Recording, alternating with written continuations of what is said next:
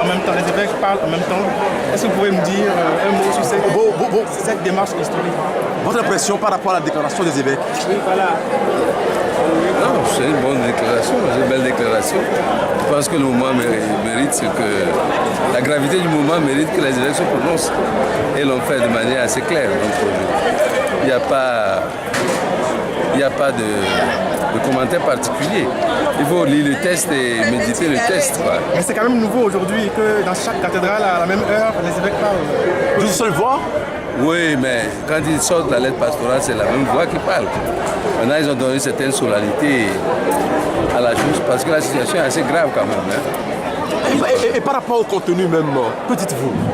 Non, il n'y a pas de commentaire. Il faut lire ça et méditer.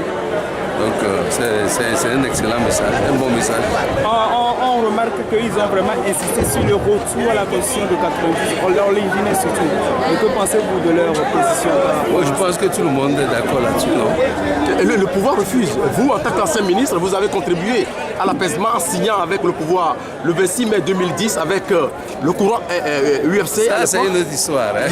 Aujourd'hui, le pouvoir refuse. Ça, c'est une autre histoire.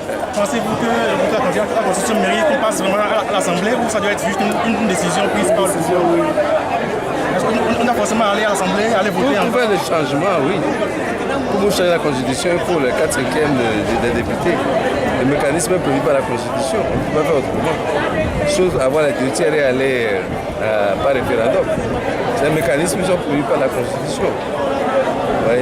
Donc, il faut qu'il y ait un consensus quoi, sur le test. Ce n'est pas le cas pour le moment, mais il faut prier, comme disent les évêques.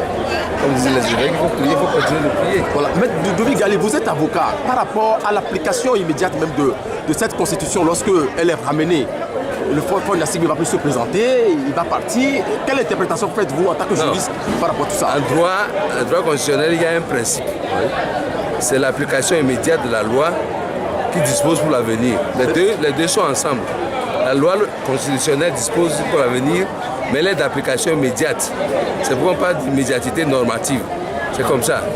À partir du moment où la loi est promulguée, elle s'applique automatiquement. Mais elle régit les effets qui viennent après la promulgation. Et pour le peuple, il n'y a pas de rétroactivité dans une loi, sauf si le législateur lui-même précise que la loi est rétroactive. Maintenant, en ce qui concerne le Togo, il y a cette formule, en aucun cas, lui ne peut avoir. C'est ça qui pose problème. Ça, c'est un débat politique. Le deuxième alinéa, il ne peut exercer plus de 2 mandats. Ça, c'est un débat politique. Et vous êtes pour le départ de Front Nassib? C'est nous qui avons... Non, je ne suis pas pour. Vous ne pouvez pas poser la question de cette manière-là. Ça ne pose pas en cette tête. C'est nous qui avons rédigé la Constitution. Dans la Constitution, il y a un esprit et il y a une lettre. C'est ça.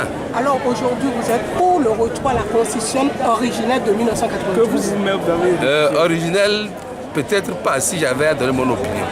Il y a des aménagements qu'on a fait qui est plutôt positif. Mais pour l'instant, le débat n'est pas à ce niveau. Là, il faut le voir calmement. C'est le retour pluriel. Ça, c'est ce que les gens disent, oui. Mais ce n'est pas... Moi, j'estime que dans l'État, la Constitution n'est pas... Elle a des défauts qu'il faut corriger. Mais pour l'instant, la question ne se pose pas. Il y a un débat politique de fond auquel on doit trouver une réponse adéquate, c'est ça. Merci, maître.